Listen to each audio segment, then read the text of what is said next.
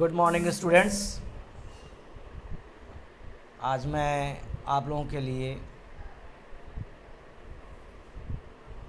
Class 12 B के बच्चों के लिए माइक्रो इकोनॉमिक्स का बहुत ही इम्पोर्टेंट चैप्टर शुरू करने जा रहा हूँ। नेशनल इनकम क्लास 12 के लिए बहुत इम्पॉर्टेंट रोल प्ले करता है। इसमें अधिकतर क्वेश्चंस न्यूमेरिकल आते हैं। न्यूमेरिकल क्वेश्चन लगाने से पहले आप सब लोगों को इसके कितने एग्रीगेट्स हैं, छोटे छोटे टॉपिक्स हैं, उसको समझना बहुत ज़रूरी है। अगर आप उसको समझ लेंगे तो न्यूमेरिकल क्वेश्चंस सॉल्व करने में आसानी होगी। इसलिए जो पहला मैं वीडियो बना रहा हूँ वो नेशनल इनकम के एग्रीगेट्स के बारे में बता रहा हूँ। तो इसको ध्यान से देखें, समझें, और अगर आपको किसी तरह की कोई समस्या आती है तो कमेंट बॉक्स में आप कमेंट करें, उस पर फिर मैं चर्चा करूँगा। चलिए हम शुरू करते हैं national income and related aggregates. पहला है domestic residents. Domestic residents means the political frontiers और borders of a country in और आउटसाइड ऑफ द कंट्री। अगर हम इंडिया के बारे में बात करें तो हमारे डोमेस्टिक रेजिडेंट्स जो इंडिया में रह रहे हैं वो तो हैं ही, जो इंडिया के बाहर हैं जिसे NRI हैं, वो भी, उनकी इनकम भी नेशनल इनकम में शामिल होगी और वो भी इंडियन रेजिडेंट जाने जाते हैं। दूसरा है नॉर्मल रेजिडेंट्स।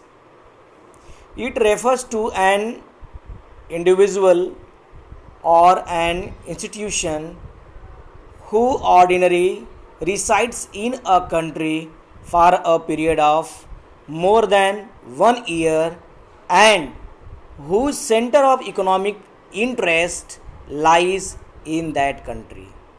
प्यारे बच्चों, नॉर्मल रेजिडेंट्स वो कहे जाते हैं जो हमारे कंट्री में, अगर इंडिया की बात करें तो इंडिया में जो रहते हैं और जो उनका इकोनॉमिक एक्टिविटीज़ हैं वो हमारे कंट्री में होता है, तो नॉर्मली वो नॉर्मल रेजिडेंट्स इंडिया के कहे जाएंगे।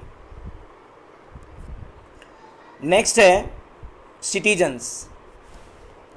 सिटीजनशिप के लिए दो तरीके हैं।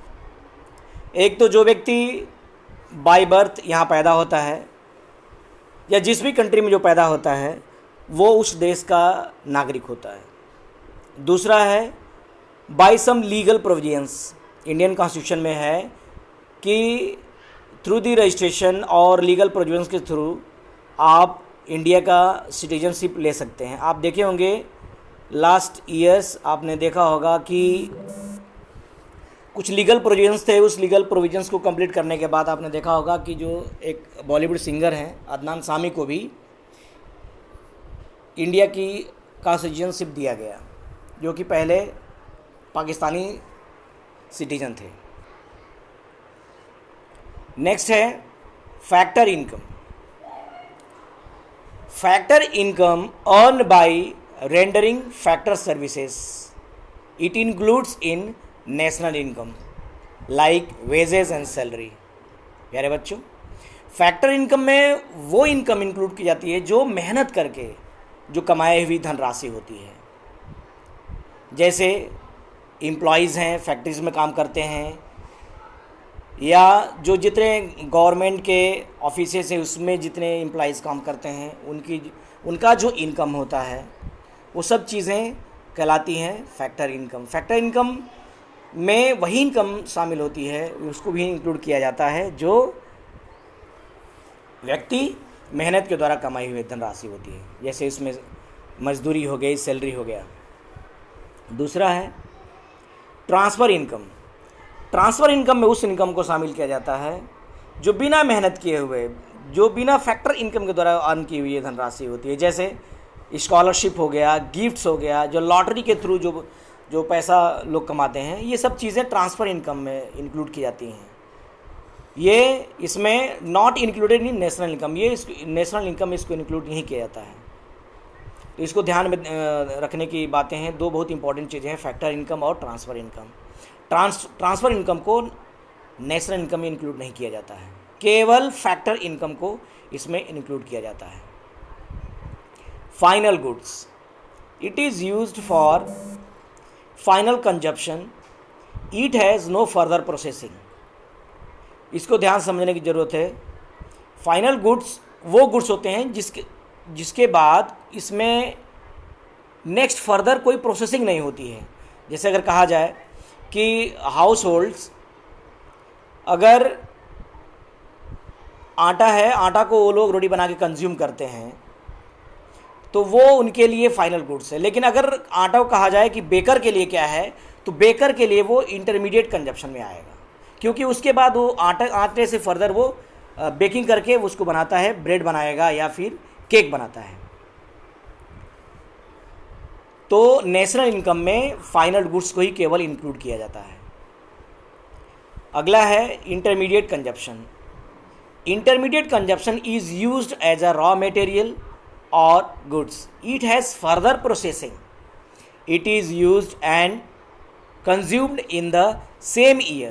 ये ध्यान देने की बात है कि ये जो इनकम होती है, इससे जो इनकम होती है वो नेशनल इनकम में नहीं इंक्लूड किया जाता है। और इंटरमीडिएट कंजप्शन में जो गुड्स शामिल होते हैं वो रॉ मटेरियल होता है, वो फाइनल गुड्स नहीं होते हैं। और नेशनल इनकम में फाइनल गुड्स को ही इंक्लूड किया जाता है। इसलिए नीचे नोट्स में दिया गया है, national income includes only final goods and services. तो ध्यान में रहे कि न्यूमेरिकल में अगर क्वेश्चन में दिया जाए फाइनल गुड्स दिया हुआ है और इंटरमीडिएट कंजप्शन दिया हुआ है या इंटरमीडिएट गुड्स दिया हुआ है, यहाँ पे इंटरमीडिएट गुड्स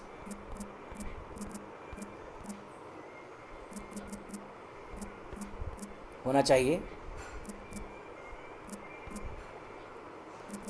न कि कंजप्शन।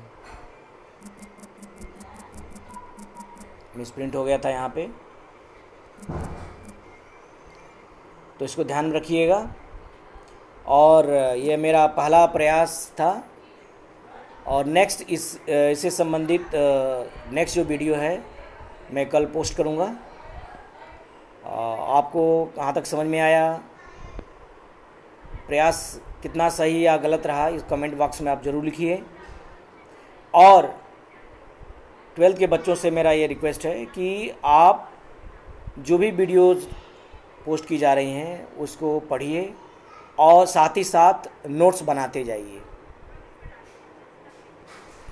और इसके साथ ही अब मैं आपको ये क्लोज़ करता हूँ। धन्यवाद।